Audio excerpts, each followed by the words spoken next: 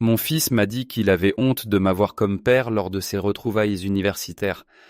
Alors je suis resté là, tel un fantôme dans un smoking de location, le murmure du hall des anciens élèves, un bourdonnement lointain face au rugissement dans mes oreilles. Ces mots, prononcés dans un murmure précipité et étouffé, avaient été comme un coup physique, me coupant le souffle et glaçant mon sang. « Papa, s'il te plaît », avait dit Léo, ses yeux parcourant la salle de bal lustrée, évitant les miens. Juste, ne parle pas de l'entreprise de construction. Ce sont des gens importants. Je sais que tu veux bien faire, mais c'est embarrassant. Embarrassant. Le mot flottait dans l'espace entre nous, dense et étouffant. Ce n'était pas la première piqûre de son indifférence désinvolte, mais c'était la plus profonde, celle qui avait finalement percé l'épaisse carapace de l'amour inconditionnel d'un père. Je suis Richard Miller. J'ai 61 ans. Pendant 35 de ces années, j'ai dirigé Miller Construction, une petite entreprise respectée que j'ai construite de mes propres mains, en partant de rien. Ses mains sont calleuses et marquées, les ongles bordés en permanence d'une fine ligne de poussière qu'aucun savon ne parvient jamais à éliminer complètement. Ce sont les mains qui ont construit notre maison familiale, payé la scolarité privée de Léo et signé les chèques, les très gros chèques, pour la prestigieuse université qui accueillait maintenant ses retrouvailles, les retrouvailles auxquelles il avait insisté pour que j'assiste. « C'est la réunion des 15 ans, papa », avait-il dit au téléphone un mois auparavant. « Tout le monde amène sa famille. Les parents de Chloé seront là. Ce sera génial. »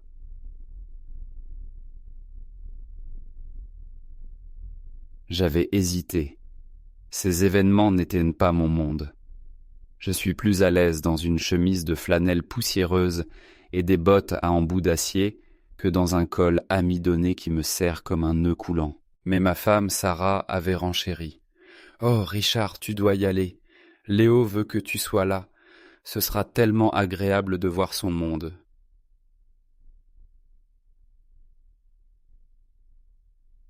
Alors j'y suis allé. J'ai fait tailler un costume, le premier depuis plus de 10 ans.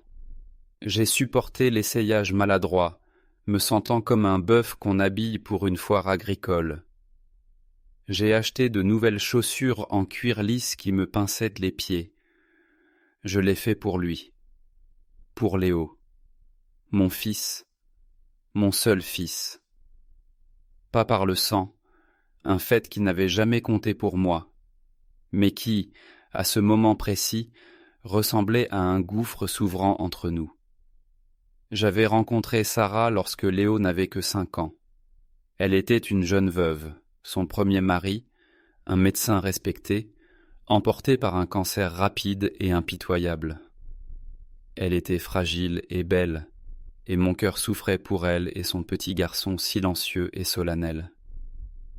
Je suis tombé amoureux d'elle lentement, puis d'un coup, comme dans les histoires. Mais je suis tombé amoureux de Léo instantanément. Il avait les yeux graves de son père et une réticence que je comprenais. Je n'ai jamais essayé de remplacer son père. J'ai seulement essayé d'être un père. Je lui ai appris à lancer une balle de baseball, à appâter correctement un hameçon, à utiliser un marteau sans s'écraser le pouce. Je me suis assis avec lui pendant des heures pour faire ses devoirs, mes doigts rugueux traçant des mots dans ses manuels, mon esprit peinant à suivre son intellect vif et brillant. Quand il a eu 10 ans, j'ai demandé à Sarah si je pouvais l'adopter officiellement. Je me souviens de la conversation comme si c'était hier. Nous étions assis sur la balancelle de la véranda que j'avais construite, le parfum du chèvrefeuille épais dans l'air du soir. « Je veux qu'il porte mon nom, Sarah », avais-je dit, ma voix rauque d'une émotion que je montrais rarement. Je veux qu'il sache, légalement et pour toujours, qu'il est mon fils, que je suis son père, dans tous les sens du terme. Elle avait pleuré, et à travers ses larmes, elle avait dit oui. Le jour où nous sommes allés au tribunal, Léo, dans un petit costume à lui, m'a serré la main si fort que je pouvais sentir le pouls dans son petit poignet. Ce jour-là, il est devenu Léo Miller, mon fils. Maintenant, debout dans le hall opulent de son alma mater, le nom Miller ressemblait à un manteau emprunté dont il était impatient de se débarrasser. Après son commandement murmuré, j'ai simplement hoché la tête. Je ne pouvais pas former de mots. Un espace creux s'était ouvert dans ma poitrine, une caverne froide et vide où la fierté et l'amour résidaient autrefois. J'ai marmonné une excuse, disant que j'avais besoin de prendre l'air, et je me suis éloigné, mes nouvelles chaussures grinçant doucement sur le sol de marbre poli, chaque son une accusation de ma sottise. J'ai trouvé une petite terrasse déserte donnant sur un quadrilatère soigné. L'air frais de la nuit était un baume sur ma peau brûlante. Je me suis appuyé contre la balustrade en pierre, mes mains agrippant la surface froide et dure. Ces mains. Elles avaient coulé du béton pour des fondations qui me survivraient. Elles avaient charpenté des maisons où des familles grandiraient, célébreraient et pleureraient. Elles avaient signé une deuxième hypothèque sur notre propre maison, une maison simple mais solide que j'ai construite moi-même pour payer les $180 000 qu'avait coûté cette éducation. $180 000, une somme qui, pour moi, était astronomique. Cela avait signifié des semaines de travail de 7 jours pendant 4 années consécutives. Cela avait signifié le report des réparations de mon propre matériel, la conduite de mon camion jusqu'à ce qu'il implore pratiquement la pitié. Cela signifiait que mon compte de retraite, qui aurait dû être dodu et sain, était au contraire maigre et anxieux. J'avais fait tout ça sans hésiter. Parce que c'est ce qu'un père fait. On se sacrifie. On subvient aux besoins. On construit des fondations pour que ses enfants puissent prendre leur envol dans la vie. On ne s'attend pas à une parade en son honneur, mais on espère, au plus profond de soi, un minimum de respect. On ne s'attend pas à être traité comme un secret honteux. J'ai aperçu Léo à travers les grandes portes vitrées. Il riait, une main sur l'épaule d'un homme dans un élégant costume gris, l'autre tenant une flûte de champagne. Il avait l'air à sa place. Il était beau, sûr de lui, ses paroles coulant avec aisance. Il était tout ce que Sarah et moi avions espéré qu'il devienne, et il avait honte de moi.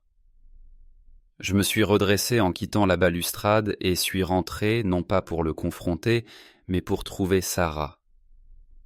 Elle discutait avec la mère de Chloé, une femme nommée Éléanore, drapée de soie et de diamants, et rayonnant d'une richesse naturelle. « Richard, te voilà !» dit Sarah, son sourire éclatant mais ses yeux interrogateurs. J'étais justement en train de raconter à Eleanor le travail formidable que Léo accomplit dans son cabinet. « C'est bien, » dis-je, ma voix monocorde. Je n'arrivais pas à jouer la comédie. Je ne pouvais pas sourire et acquiescer et faire semblant que mon cœur n'était pas réduit en miettes dans ma poitrine. Je me suis tourné vers Sarah.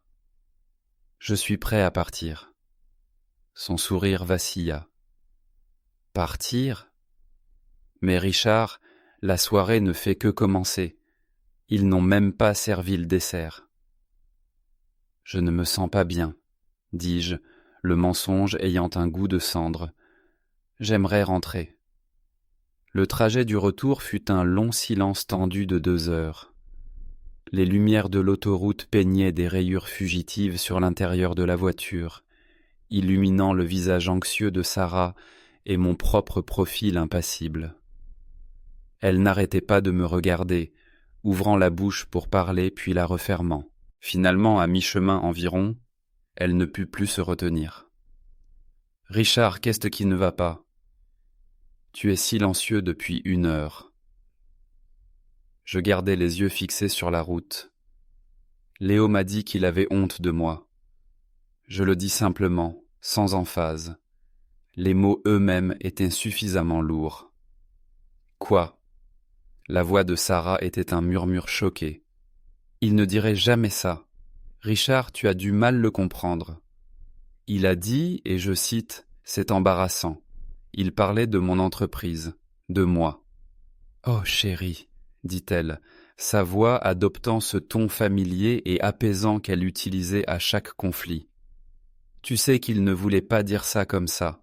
Il est sous beaucoup de pression.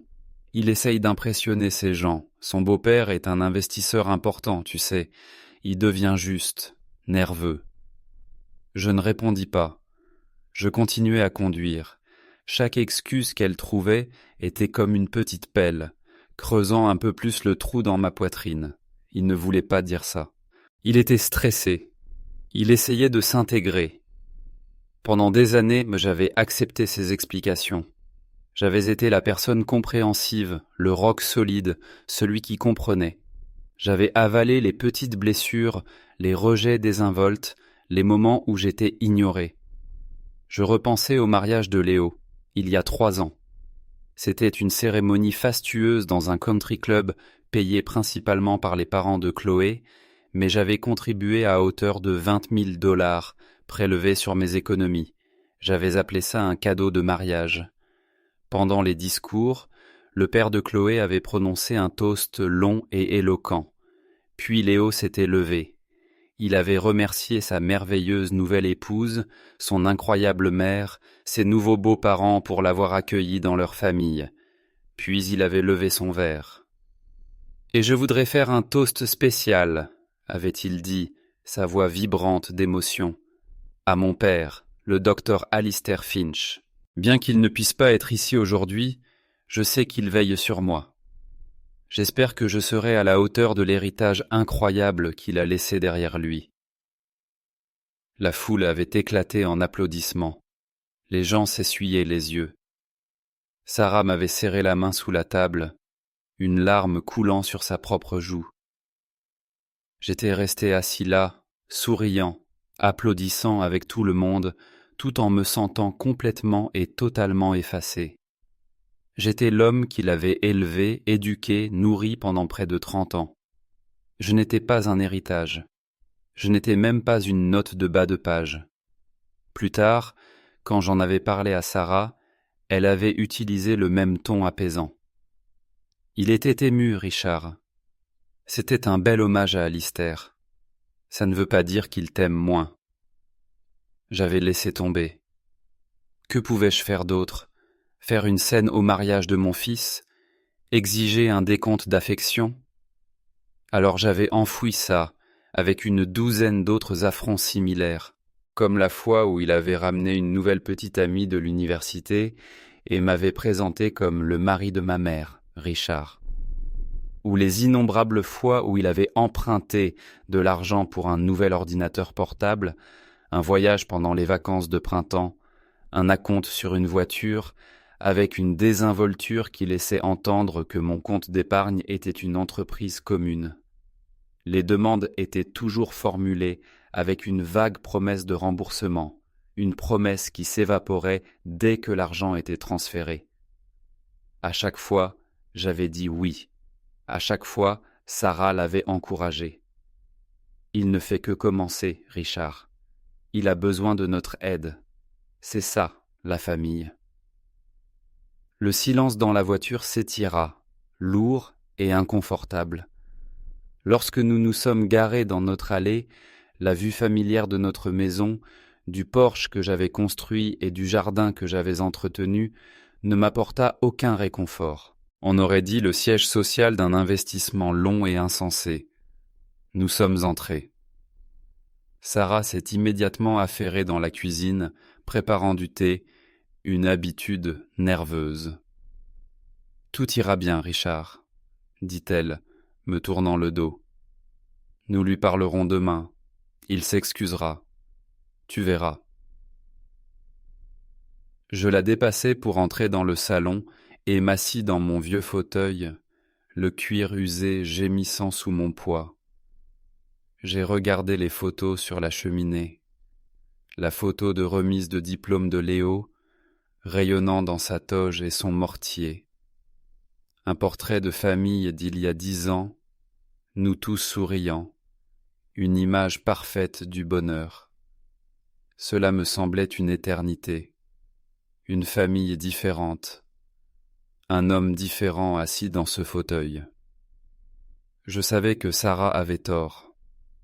Il ne s'excuserait pas sincèrement. Il offrirait une excuse soigneusement élaborée, conçue pour apaiser la situation juste assez pour que la vie puisse reprendre son cours normal.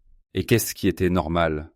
Normal, c'était de moi qui subvenais aux besoins, lui qui prenait, et Sarah qui servait de médiatrice.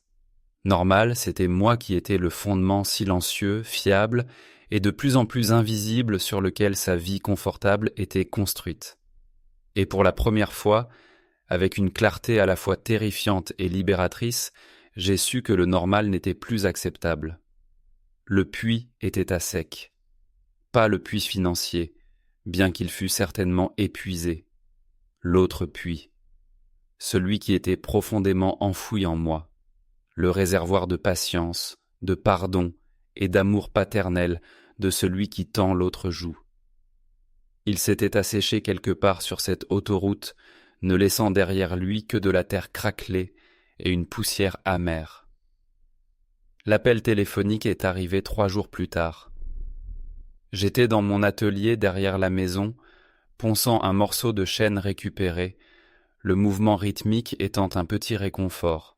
Mon téléphone a vibré sur l'établi et j'ai vu le nom de Léo sur l'écran. J'ai essuyé mes mains sur un chiffon et j'ai répondu, mon cœur faisant un petit bond traître d'espoir. Peut-être appelait-il pour s'excuser. Peut-être que la honte qu'il ressentait était pour ses paroles, et non pour son père.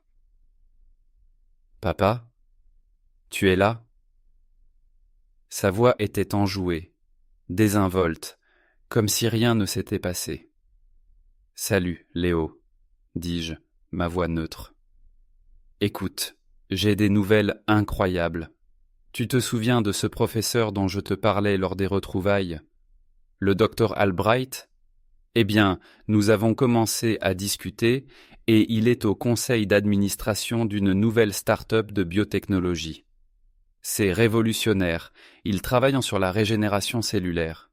Il a dit que c'était du sûr, pré-introduction en bourse, le genre d'opportunité qui ne se présente qu'une fois dans une vie.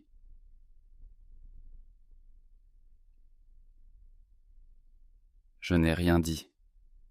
J'ai simplement écouté le ronronnement de la ponceuse à bande que je venais d'éteindre. Le truc, continua-t-il, sa voix adoptant un ton plus conspirateur, c'est que l'investissement minimum pour les premiers investisseurs est de 50 000 $. Chloé et moi avons réussi à réunir environ 10 000, mais il nous en manque. Et j'ai pensé à toi. Tu as toujours été si intelligent avec l'argent et avec les capitaux propres que tu as sur la maison. Ça pourrait être énorme pour nous tous. Un investissement de 50 000 $ maintenant pourrait valoir des millions dans 5 ans. Cela vous assurerait, à toi et à maman, une retraite dorée.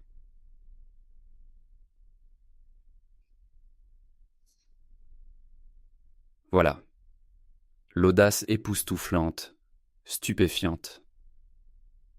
Il n'avait pas appelé pour s'excuser du couteau qu'il avait enfoncé dans mon ventre. Il avait appelé parce qu'il voulait que je lui tende l'argent pour acheter un nouveau couteau, plus brillant. Il avait publiquement déclaré sa honte de moi et, quelques jours à peine plus tard, me demandait d'hypothéquer mon avenir, l'avenir que j'avais bâti de mes 2 mains, pour financer son plan d'enrichissement rapide. Le silence s'étira. « Papa, tu es toujours là ? C'est une évidence. »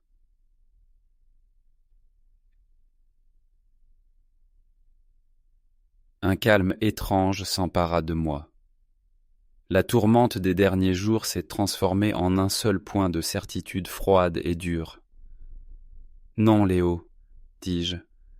Ma voix était calme, mais elle me semblait être le son le plus puissant que j'ai jamais produit.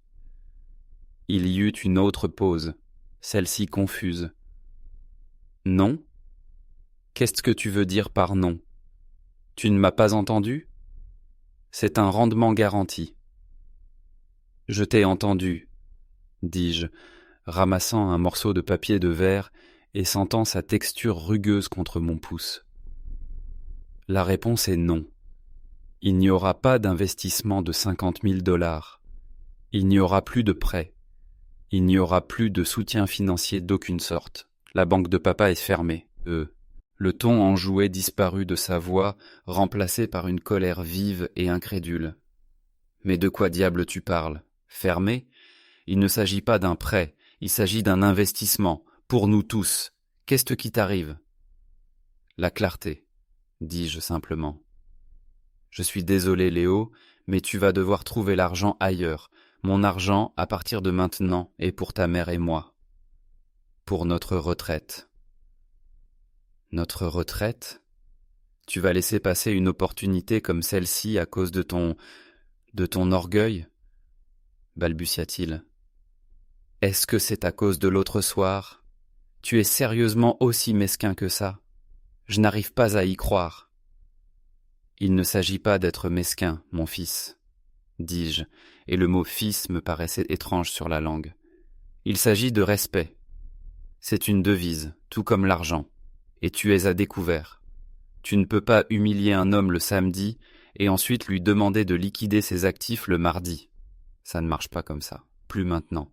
Je ne t'ai pas humilié, hurla-t-il dans le téléphone. J'essayais de gérer une situation sociale délicate. Tu n'as aucune idée de ce que mon monde est. Tu as raison, je n'en ai aucune, ai-je concédé calmement. Et dorénavant, tu devras t'y débrouiller sans mon soutien financier.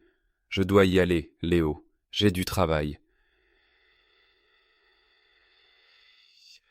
Et avant qu'il ne puisse répondre, j'ai mis fin à l'appel.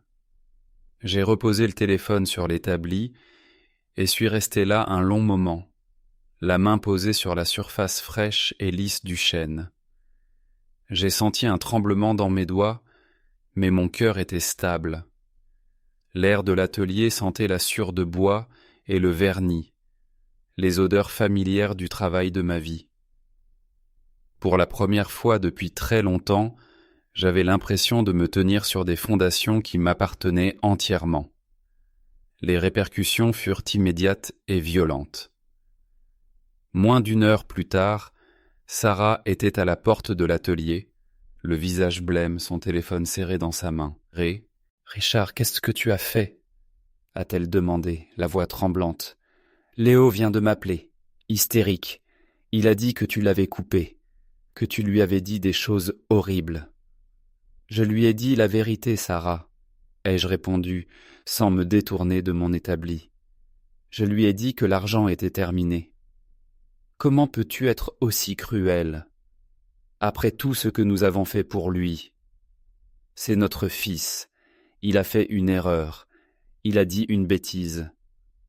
Vas-tu jeter notre famille entière à la poubelle pour quelques mots irréfléchis ? Ce n'étaient pas quelques mots irréfléchis, ai-je dit, en me tournant enfin pour la faire face. Je l'ai regardée, cette femme que j'aimais depuis plus de 30 ans, et j'ai vu les profondes rides d'inquiétude autour de ses yeux. Je savais que cela la blessait, et cette connaissance était une douleur à part entière. C'était le dernier d'une longue série. C'était la goutte d'eau qui a fait déborder le vase. Pendant des années, j'ai été son filet de sécurité, son distributeur automatique, son partenaire silencieux. Et en retour, j'ai été amené à me sentir comme une gêne, une relique, un élément gênant de son passé. J'en ai assez, Sarah, j'en ai assez d'être pris pour acquis. Il essaie juste de construire une vie pour lui et Chloé, a-t-elle plaidé. Leurs amis ont tous de l'argent de famille qui les aide. Nous sommes tout ce qu'il a. Alors il devra construire une vie qu'il peut se permettre, ai-je dit, ma voix douce mais inflexible. Comme nous l'avons fait, comme la plupart des gens le font. Ce n'est pas une punition, Sarah, c'est une conséquence. C'est un homme de 37 ans. Il est temps qu'il soit un homme. La dispute a duré des jours. C'était un feu lent et couvant dans notre maison. Il y a eu des appels téléphoniques sans larmes de Léo à Sarah qu'elle me rapportait consciencieusement. Il m'a accusé d'être jaloux de son succès, de vouloir le voir échouer. Il a dit à sa mère que j'étais un vieil homme aigri qui ne supportait pas qu'il m'ait surpassé. Les parents de Chloé s'en sont même mêlés, Eleanor appelant Sarah pour exprimer sa profonde inquiétude concernant nos conflits familiaux, et Chloé suggérant subtilement à Léo qu'ils devraient peut-être prendre leur distance avec une telle négativité. Malgré tout cela, j'ai tenu bon. C'était la chose la plus difficile que j'ai jamais faite. Chaque instinct de mon corps me hurlait d'abandonner, de rétablir la paix, d'être la personne la plus raisonnable, une fois de plus. Le rôle était si familier, le costume si usé. Mais chaque fois que j'étais tenté, je me souvenais de la sensation que j'avais en me tenant sur cette terrasse, la pierre froide sous mes mains, le vide dans ma poitrine. Je me suis souvenu du mot « gênant ». Et ma résolution se durcissait comme du béton à prise rapide. J'ai expliqué ma position à Sarah une dernière fois, une semaine après le coup de téléphone fatidique. Nous étions assis dans le salon, le silence entre nous aussi lourd qu'un linceul. « Sarah » ai-je commencé. Pendant 30 ans, mon rôle principal dans cette famille a été celui de pourvoyeur. J'ai travaillé, j'ai payé, j'ai réparé, j'ai financé, et j'étais heureux de le faire. Mais un homme est plus que son portefeuille. Un père est plus qu'un chéquier. J'ai besoin d'être vu comme plus que cela. Et si mon propre fils ne peut pas le voir, alors j'ai échoué. Pas lui. J'ai échoué moi-même, en permettant que cela dure si longtemps. Il ne s'agit pas de le punir. Il s'agit de sauver ce qui reste de mon propre respect de soi. Elle n'a pas compris. Pas complètement. Son instinct était toujours d'arrondir les angles, d'apaiser, de maintenir l'unité familiale intacte à tout prix. Mais elle a vu le caractère profond et inébranlable de ma décision dans mes yeux. Elle a vu que ce n'était pas une crise de colère. C'était un changement tectonique dans le paysage de nos vies. Les disputes ont diminué, remplacées par un silence triste et attentif. Les mois suivants ont été une sorte d'entre-deux étrange. Léo a cessé d'appeler. Le flux constant de SMS demandant de petites sommes d'argent, quelques centaines pour une facture d'électricité, 1000 pour un week-end, a cessé. Le silence était assourdissant au début, un rappel constant de la rupture. Sarah pleurait la perte de sa relation facile avec son fils, et il y a eu des moments où j'ai vu une lueur de ressentiment dans ses yeux, dirigée vers moi. Je ne lui en voulais pas. J'avais bouleversé le délicat écosystème de notre famille, mais j'avais aussi recommencé à respirer. J'ai remis mon énergie dans mon entreprise, non pas avec le rythme effréné d'un homme essayant de financer le rêve de quelqu'un d'autre, mais avec le rythme régulier et satisfaisant d'un artisan. J'ai accepté des projets qui m'intéressaient, pas seulement ceux qui rapportaient un seul le plus. J'ai embauché un jeune apprenti, un gamin du quartier qui s'appelait Mike et qui avait soif d'apprendre. Il me rappelait moi à 20 ans. Il regardait mon travail avec respect, posait des questions à n'en plus finir, et ses yeux s'illuminaient quand je lui montrais comment faire un assemblage à queue d'aronde parfait. Il m'appelait Monsieur Miller, et ce respect simple et formel me touchait plus que tous les papas creux de Léo depuis des années. J'ai aussi commencé à récupérer du temps pour moi. J'ai déterré mon vieux matériel de pêche au fond du garage, nettoyé les moulinets et acheté un nouveau permis. J'ai commencé à passer mes samedis matins au bord du lac, juste moi et le clapotis tranquille de l'eau. J'ai renoué avec un vieil ami, un autre entrepreneur du bâtiment nommé Dave, que j'étais trop occupé pour voir depuis des années. On prenait un petit déjeuner dans un café du coin, on parlait de boulot, de douleur et de nos enfants. Un matin, je lui ai raconté toute l'histoire. Il s'est contenté d'écouter en hochant la tête et en sirotant son café. Quand j'ai eu fini, il m'a regardé et m'a dit « Il t'en a fallu du temps, Richard. Un homme a le droit de conserver sa dignité. Tant mieux pour toi. » Sa simple approbation fut comme une gorgée d'eau fraîche. Nous avons appris, par le biais des commérages familiaux, que Léo et Chloé avaient dû vendre leur appartement de luxe. L'investissement sûr dans la biotechnologie avait apparemment nécessité plus de capitaux qu'ils ne pouvaient en réunir, et ils avaient perdu leur dépôt initial. Ils avaient emménagé dans un petit appartement en location, un déclassement important par rapport à leur mode de vie précédent. Sarah m'a rapporté cette nouvelle avec le cœur lourd, espérant clairement que cela déclencherait ma culpabilité. Cela a déclenché quelque chose, mais ce n'était pas de la culpabilité. C'était une profonde tristesse. La tristesse d'en arriver là. La tristesse que mon fils doive apprendre les dures réalités de la vie, parce que je lui avais rendu la vie trop facile trop longtemps. Mais ma détermination n'a pas faibli. J'étais en train de bâtir de nouvelles fondations, cette fois pour moi-même. Elles étaient faites de matériaux plus discrets, plus solide, le respect de soi, la tranquillité d'esprit et la simple joie d'une journée de travail bien faite. Presque une année entière s'est écoulée, une année de reconstruction silencieuse. Ma relation avec Sarah a lentement trouvé un nouvel équilibre. Elle me voyait plus heureux, plus détendu que je ne l'avais été depuis des décennies. Elle me voyait fier de mon travail, de mes loisirs. Elle me voyait rire avec mon ami Dave. Elle a commencé à comprendre que l'homme qu'elle avait épousé était toujours là, sous les années de sacrifice ingrat. Il avait juste été enterré pendant un certain temps. Un après-midi d'automne frais et clair, j'étais dans l'atelier, en train de passer la couche de vernis finale sur un petit cheval à bascule que je fabriquais pour le premier petit enfant de Dave. Mon téléphone a sonné. C'était un numéro inconnu. J'ai failli ne pas répondre, mais quelque chose m'a poussé à m'essuyer les mains et à décrocher. Allô ? Papa ? La voix était hésitante, faible.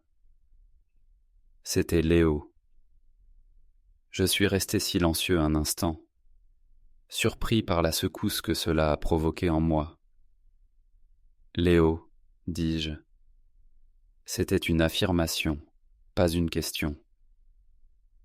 Je sais que ça fait longtemps, a-t-il commencé, et je pouvais entendre la nervosité dans sa voix. J'ai beaucoup réfléchi cette année. J'ai attendu. Je ne l'ai pas aidé. La vie a été différente, a-t-il continué. Plus dure. Chloé et moi. On s'en sort. Mais ça a été un ajustement. J'ai dû apprendre à gérer un budget. J'ai dû apprendre ce que les choses coûtent réellement. Il a laissé échapper un court rire sans joie. Il s'avère que les choses sûres sont rarement sûres. Pourtant, j'ai attendu. C'était son chemin, ses mots à trouver. L'autre jour, dit-il, sa voix se brisant légèrement, je réparais un robinet qui fuyait dans notre appartement. J'ai dû regarder une vidéo en ligne 3 fois. J'étais trempé. J'étais tellement frustré.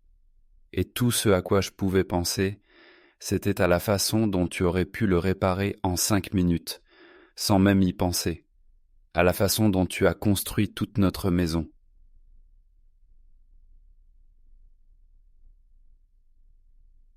Il prit une inspiration tremblante. Je suis désolé, papa. Je suis tellement, tellement désolé. Pour ce que j'ai dit à la réunion. Pour tout. Pour le discours de mariage.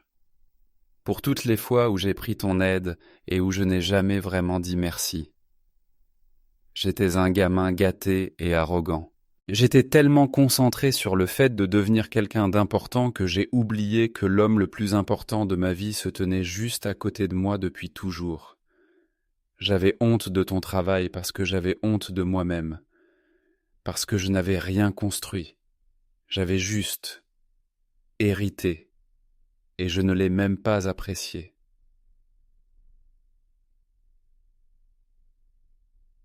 Les mots, enfin prononcés, étaient un baume sur une blessure dont je ne réalisais pas qu'elle était encore si sensible. Les excuses étaient réelles. Je pouvais l'entendre. La douleur, l'humilité et la clarté durement acquise.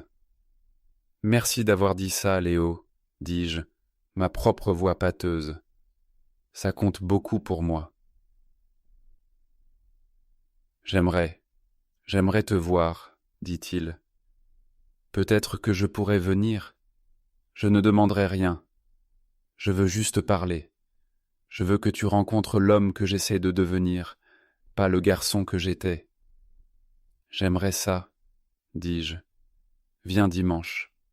On déjeunera ensemble.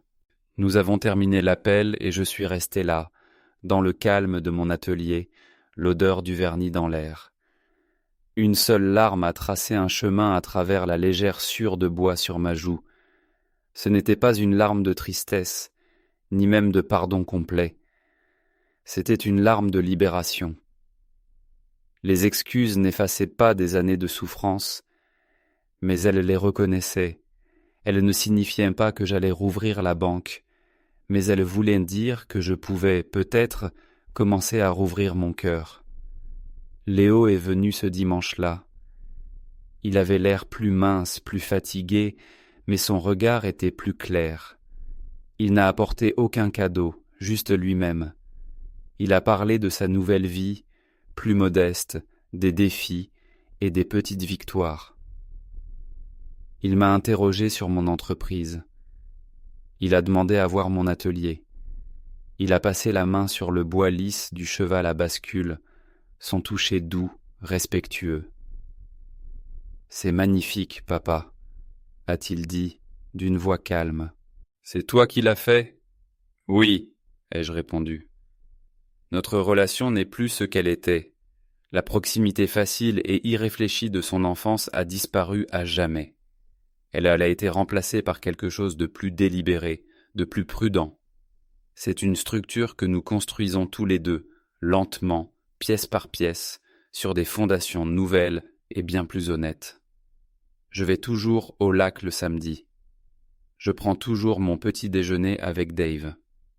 Je trouve toujours ma plus grande paix dans mon atelier, avec la sensation du bois entre mes mains. Je n'avais pas l'intention de donner une leçon à mon fils. J'ai entrepris de me sauver moi-même.